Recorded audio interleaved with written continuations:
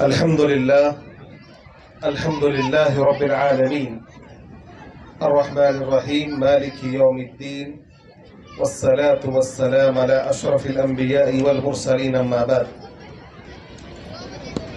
قال الله تبارك وتعالى يا أيها الذين آمنوا قوا أنفسكم وأهليكم نارا وقودها الناس والحجارة سبحانك لا علم لنا إلا ما علمتنا إنك أنت العليم الحكيم رب اشرح لي صدري ويسر لي أمري واحلل عقدة من لساني يفقه قولي رب زدني علما اللهم إني أسألك علما لا ينسى آمين. برادران اسلام، بڑے ہی عزت و احترام کے لائق اسٹیج پر تشریف فرما علماء کرام، تمام قسم کی تعریف و توصیف، بڑائی و کبریائی، عظمت و بزرگی، شان و شوکت اسی اللہ وحدہ لا شریک کے لیے لائق و زیبا ہے جو میرا، آپ کا، ہم تمام کا خالق اور مالک ہے، جس نے ہم تمام کو زندگی جیسے نعمت سے نوازا. وہی اللہ ہے جو زندہ بھی کرتا ہے، جو موت بھی دیتا ہے. سبحان اللہ و بحمدہ سبحان اللہ العظیم. درود و سلام ہو تمام انبیاء پر، خصوصاً ہم تمام کے نبی جناب محمد صلی اللہ علیہ وسلم پر، جن کے ذریعے اللہ رب العالمین نے ہم تمام کو ہدایت دی. برادران اسلام اور میری ماؤں اور بہنوں، جس عنوان پر مجھے کچھ باتیں آپ کے سامنے رکھنی ہیں وہ عنوان ہے تربیت اولاد. تربیت اولاد ایک بڑا وسیع اور پھیلا ہوا موضوع ہے. میں اختصار کے ساتھ 10-15 منٹ میں کچھ باتیں آپ کے سامنے رکھ کر اپنی بات ختم کرنے کی کوشش کروں گا. اولاد جو ہے اللہ تبارک و تعالیٰ کی بہت بڑی نعمت ہے. اللہ تبارک و تعالیٰ نے جن نعمتوں کو ہمیں دیا ہے اس کا شمار کرنا تو مشکل ہے.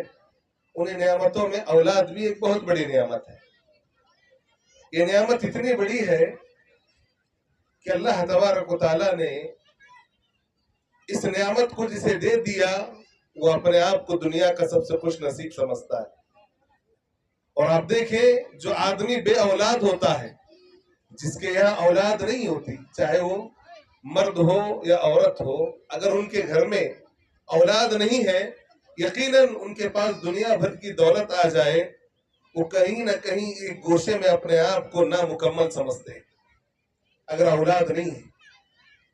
یہ اولاد ایسی نعمت ہے، اگر میں غلط نہ ہوں تو آپ دیکھیں اولاد کے خاطر جو بے اولاد لوگ ہوتے ہیں شرک کرنے سے بھی پیچھے نہیں ہٹتے.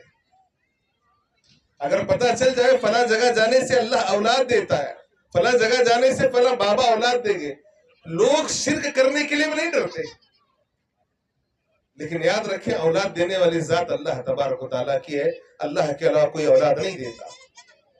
یہ اولاد ایسی نعمت ہے، اس نعمت کے لیے اللہ تبارک و تعالیٰ نے انبیاء کی جو زندگی ہمارے سامنے بطور نمونے پہ کے پیش کی. آپ دیکھیں خود ابراہیم علیہ السلام اپنی عمر کے 80 سال کے بعد اللہ تبارک و تعالیٰ سے سوال کر رہے ہیں. کیا سوال؟ اے اللہ تبارک و تعالیٰ رب ارحمہما کما، اے اللہ سے سوال کر رہے ہیں رب حب لی من الصالحین، اے اللہ تبارک و تعالیٰ تو مجھے نیک اور صالح اولاد عطا فرما. انبیاء کی زندگی میں بھی جب اللہ تبارک و تعالیٰ نے انہیں اولاد نہیں دی تو اللہ تبارک و تعالیٰ سے انہوں نے سوال کیا اے اللہ ہمیں بھی اولاد سے نواز. زکریا علیہ السلام کی مثال. لیکن یاد رکھیں وہ آدمی خوش نصیب ہے جسے اللہ تبارک و تعالیٰ نے اولاد تو دے دی. اولاد دینے کے بعد جو آدمی اولاد کی صحیح تربیت کرتا ہے وہی انسان کامیاب ہے. ورنہ یاد رکھیں اللہ تبارک و تعالیٰ نے اولاد تو دے دی، اولاد دینے کے بعد اگر وہی اولاد نافرمان ہو تو یقیناً وہی اولاد نافرمان ہونے کے بعد وہ والدین یہ کہیں گے اے کاش اللہ تبارک و تعالیٰ نے تمہیں پیدا ہی نہیں کیا تو کتنا بہتر ہوتا. آپ جا کر دیکھیں نمونے کے طور کئی سارے جگہ آپ کو ملے گا. آج کئی جگہ جو اولڈ ایج ہوم کے نام سے آپ کو گھر نظر آتے ہیں جہاں پر لوگ بزرگوں کو رکھ رہے ہیں جن کے ماں باپ بے سہارا لوگ ہیں. وہاں جا کر آپ لوگوں سے پوچھیں وہ کیا بتاتے ہیں، ہماری اولاد تو ہے میرا بیٹا بھی ہے، اللہ نے بیٹی بھی دی ہے، سب کچھ ہے، لیکن میرے اولاد نے مجھے یہ کہہ کر گھر سے نکال دیا کہ ہم تمہیں سنبھال نہیں سکتے۔ اور ایسے موقع پر وہ کیا کہتے ہیں؟ اگر کاش اللہ نے مجھے بے اولاد رکھا ہوتا تو کتنا اچھا ہوتا۔ یہ حقیقت ہے میرے بھائی، یاد رکھنا۔ اگر اولاد نیک اور دیندار ہے تو آپ کو وہ مثال بھی ملے گی کہ ایک بیٹا اپنے کندھوں پر اپنے باپ کو بٹھا کر کعبۃ اللہ کا طواف کرتا ہوا بھی نظر آئے گا، اور وہ والدین کہیں گے اللہ اگر اولاد دے تو ایسی اولاد دے۔ یاد رکھنا یہ اللہ کی بہت بڑی نعمت ہے۔ نعمت اسی وقت ہے جب یہ دیندار ہو، نیک ہو۔ اب سوال یہ ہے اولاد نیک اور دیندار کب بنے گی؟ اولاد کا نیک ہونا، دیندار ہونا کب ہے؟ اس کے لیے کئی ساری باتیں، ایک میں بتاؤں، ایک حقیقت میں آپ کے سامنے رکھ کر اپنی بات ختم کروں گا۔ آج تربیت کے سلسلے میں میں خاص کر ماؤں سے، بہنوں سے کہوں گا، اس کے بعد میں آپ کی طرف آتا ہوں۔ یاد رکھنا تربیت کے سلسلے میں آج ہم سب نے ایک ایسا سرکل بنا لیا ہے، ایک دوسرے پر تربیت کو لاد کر ہر آدمی بچنا چاہتا ہے۔ اللہ نے کیا کہا؟ یا ایھا الذین آمنوا، اے ایمان والو، قوا انفسکم، اپنے آپ کو اور اپنے بیوی بچوں کو جہنم کی آگ سے بچانا۔ اللہ نے ذمہ داری دی، اللہ نے گویا فرض قرار دیا کہ ایک آدمی اپنے آپ کو اور اپنے بیوی بچوں کو جہنم کی آگ سے بچائے۔ اب جہنم کی آگ سے بچانے کے لیے کرنا کیا ہے؟ جہنم کی آگ سے بچانے کے لیے اسے اچھی تربیت کرنی ہوگی۔ یاد رکھنا دنیاوی معاملہ نہیں ہے، آپ اپنے بچے کو انجینئر بنا دو، ڈاکٹر بنا دو، یا آپ اپنے بچے کو کسی ایسی فیکٹری میں ملازم بنا دو جہاں پر کم تنخواہ میں انسان جیتا ہو، اللہ آپ سے سوال نہیں کرے گا، اللہ کچھ نہیں کہے گا۔ لیکن یاد رکھنا وہی تربیت اگر آپ نے آخرت کے سلسلے میں کی ہے، آپ کا بچہ کم کمانے والا کیوں نہ ہو، اللہ کی نگاہ میں محبوب ہے، تو یاد رکھنا واقعی آپ نے تربیت کی ہے۔ اب میں یہاں کہوں گا جو بات میں بتانا چاہ رہا تھا، تربیت کے سلسلے میں ہوا کیا ہے؟ والد نے سمجھا، آپ لوگوں نے سمجھا کہ تربیت کی ذمہ داری ان کی ہے، ماں کی ہے۔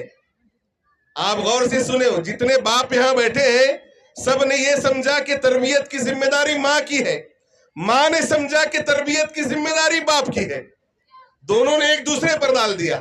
اب جب دونوں ملے تو دونوں نے کیا کیا؟ یہ حقیقت بتا رہا ہوں۔ اب دونوں نے مل کر کیا کہا؟ بھئی تربیت کی ذمہ داری ہے کس کی؟ تربیت کی ذمہ داری اسکول کی ہے۔ جہاں مولانا ابو بکر صاحب نے اسکول کھولی ہے نا، اس اسکول میں تربیت ہوگی۔ اب دونوں نے یہ سوچ لیا۔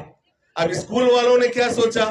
اسکول والوں نے سوچا بچے ہمارے پاس آتے ہیں، بچے تو ہمارے پاس آ رہے ہیں، بچی آ رہی ہیں، اب دن بھر وہ پڑھ کر جائیں گی وہی کافی ہے، کہاں تربیت؟ اب تربیت کی ذمہ داری یہاں سے قریب میں ایک مسجد ہے، مسجد میں جو مکتب چلتا ہے ان کی ذمہ داری وہاں تربیت ہوگی۔ اب ایک دوسرے نے کیا کیا؟ ماں باپ نے اسکول پر، اسکول نے مدرسے پر۔ اب وہاں جب شام میں بچے بچیاں جاتی ہیں، جا کر جو تعلیم حاصل کرنا ہے، بیچارے حافظ صاحب بیٹھے ہیں مسجد میں، 100 بچے 100 بچیاں ہیں، اور مغرب سے عشاء تک پوری بچوں کو انہیں پڑھانا ہے۔ اب وہ کیا کریں گے؟ بیچارے ایک ایک لائن سن کر انہیں بھیج دیں گے، چلو بھائی جاؤ۔ اب ہوگا کیا؟ آپ کا بچہ بہترین انجینئر، بہترین ڈاکٹر، اسکول جا رہا ہے، بہت اچھی تعلیم حاصل کر رہا ہے، مدرسے میں جا کر بہت اچھا پڑھ رہا ہے، یعنی قرآن پڑھنا لکھنا سب سیکھ رہا ہے۔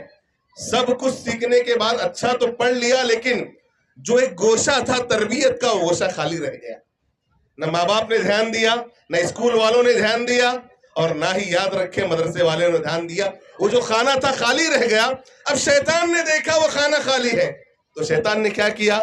اس خانے کو خالی دیکھ کر ایک نئی چیز انسان کے ذہن میں ڈال دی۔ کس کے ذہن میں؟ ماں باپ کے ذہن میں۔ ارے تربیت کرنا ہے تو کیا کریں، جا رہے ہم پریشان ہیں بچوں سے۔ باپ کہتا ہے دن بھر میں باہر جا رہا ہوں، جب شام میں گھر آؤں گا بچے پریشان کریں گے، کیا کروں؟ یہ موبائل دے دیا ہاتھ میں۔ اب تربیت کے لیے موبائل، اب موبائل کے لیے کیا؟ کارٹون دکھایا جا رہا ہے، بچوں کو نظمیں سنائی جا رہی ہیں، بچوں کو فلمیں دکھائی جا رہی ہیں، بچوں کو ڈرامے دکھائے جا رہے ہیں۔ اگر بچے نے تھوڑی ضد کی تو یہ سمجھا یہ لو، اب یہ لو، اسے دیکھ کر خاموش ہو جاؤ، بچہ بھی خوش۔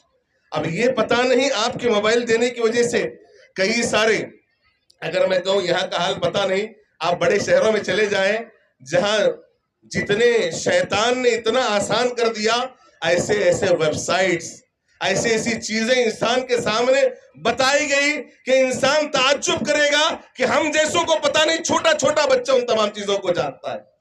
اب ہوا کیا؟ شیطان نے فائدہ اٹھایا، شیطان ان کے پیچھے لگ گیا. اب بڑے ہونے کے بعد شکایت، مولوی صاحب ہمارا بچہ ہماری بات نہیں سنتا. جو موقع اللہ تبارک و تعالیٰ نے آپ کو دیا تھا، جہاں آپ کو تربیت کرنی تھی، وہ موقع آپ نے گوا دیا. اور اس کے بعد جب بچہ بڑا ہو کر نافرمان بن گیا، اب آپ کر شکایت کر رہے ہو کہ ہمارا بچہ فرما بردار نہیں ہے، میری بچی فرما بردار نہیں ہے. یاد رکھیں جو اللہ نے موقع دیا ہے اس کو گوا کر ہم سوچ رہے ہیں اے کاش میرا بیٹا بھی امام بخاری جیسا ہوتا، اے کاش میری بچی فاطمہ جیسی ہوتی. یاد رکھنا فاطمہ بننے کے لیے جیسے اللہ کے نبی نے تربیت کی ویسی تربیت آپ کو کرنی پڑے گی. امام بخاری بنانے کے لیے مائیں یاد رکھیں جیسے امام بخاری کی تربیت امام بخاری کی ماں نے کی، اگر ویسی تربیت تم کرو گی تو تمہاری اولاد بھی ویسے ہی بنے گی. یاد رکھنا، ورنہ ہوگا کیا؟ بس تربیت کا ماتم مناتے ہوئے چلے جائیں گے، بچے ہمارے ہاتھ میں بھی نہیں آئیں گے. یاد رکھنا تربیت کے لیے کرے کیا؟ جیسے میں نے کہا باتیں بہت ہیں لیکن وقت نہیں ہے. آپ دیکھیں تربیت کے سلسلے میں اس واقعے کو آپ یاد رکھیں. جنگ بدر میں نبی کریم صلی اللہ علیہ وسلم کا جو لشکر تھا، آپ صلی اللہ علیہ وسلم، مسلمانوں کی تعداد کتنی؟ مشکل سے 313 کی تعداد. ایک بہت بڑا لشکر سامنے کھڑا ہے. نبی کریم صلی اللہ علیہ وسلم کے ایک صحابی عبد الرحمن بن عوف فرماتے ہیں میں کھڑا ہوں ایک جگہ پر، دو چھوٹے چھوٹے بچے آئے. سنے میری مائیں کیا کہا؟ چھوٹے چھوٹے بچے آ کر ایک دائیں طرف کھڑا ایک بائیں طرف. ایک نے کندھے کو مار کر کہا چچا جان یہ بتائیے ابو جہل کہاں ہے؟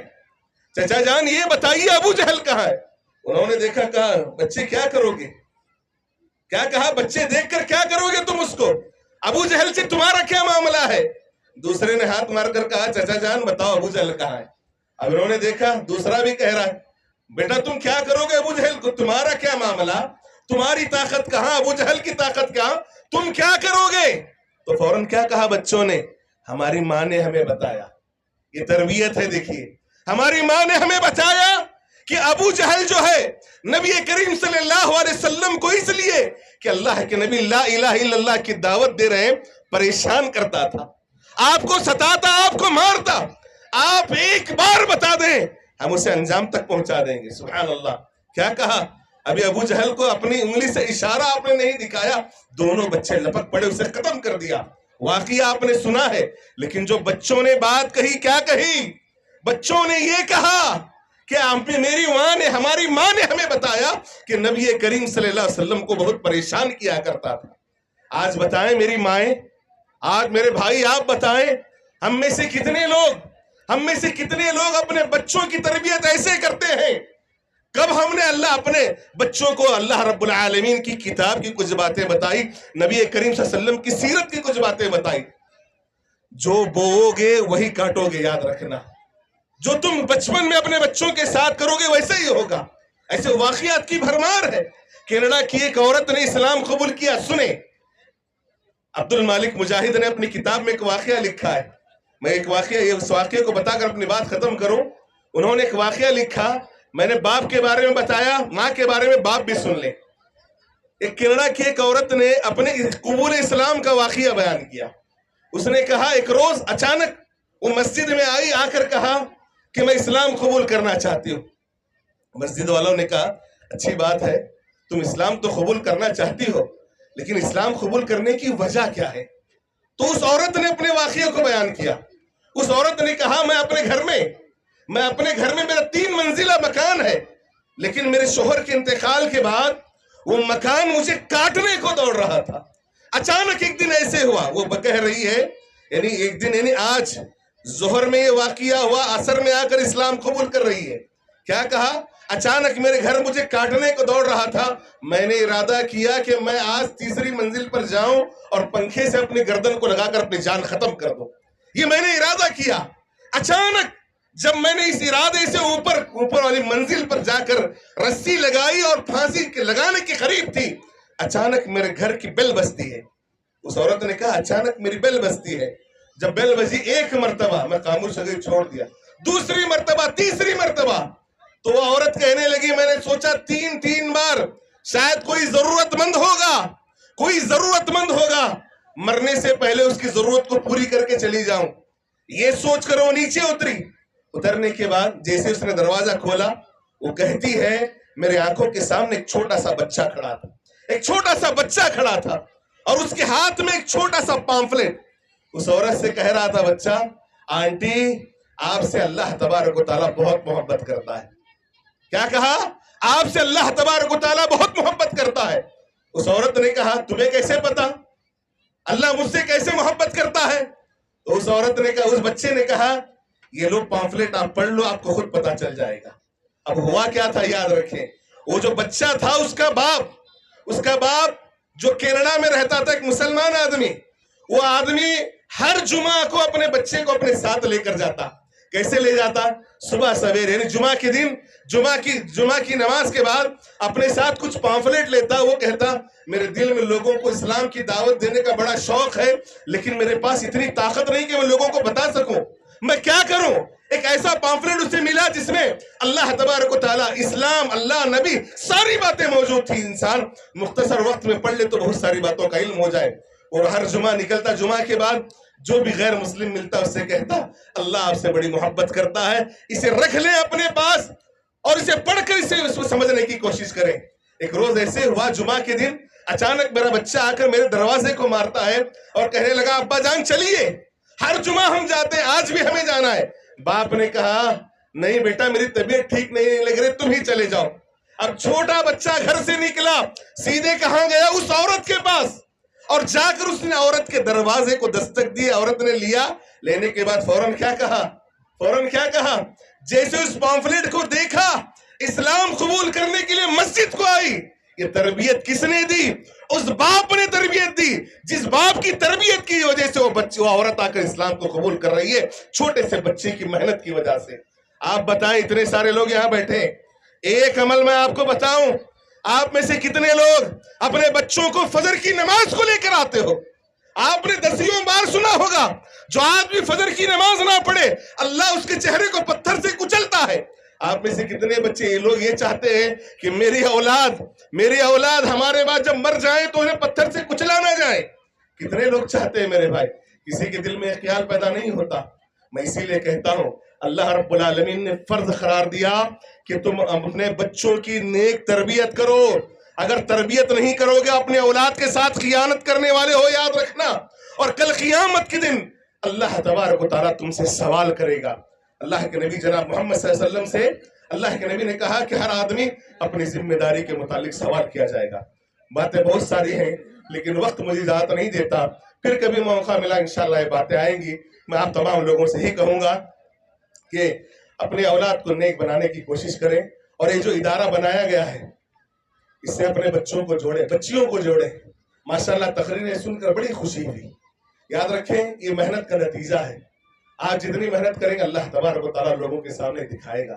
اللہ سے دعا ہے اللہ مجھے کہنے اور آپ کو سننے سے زیادہ عمل کی توفیق عطا فرمائے، اور جو ادارہ شیخ ابو بکر سلفی صاحب نے شروع کیا ہے اللہ اسے دین دگنی رات چوگنی ترقی عطا فرمائے، اور اللہ تبارک و تعالیٰ حاسدین کے حسد سے اسے بچائے، بری نظر والوں کی بری نظر سے بچائے۔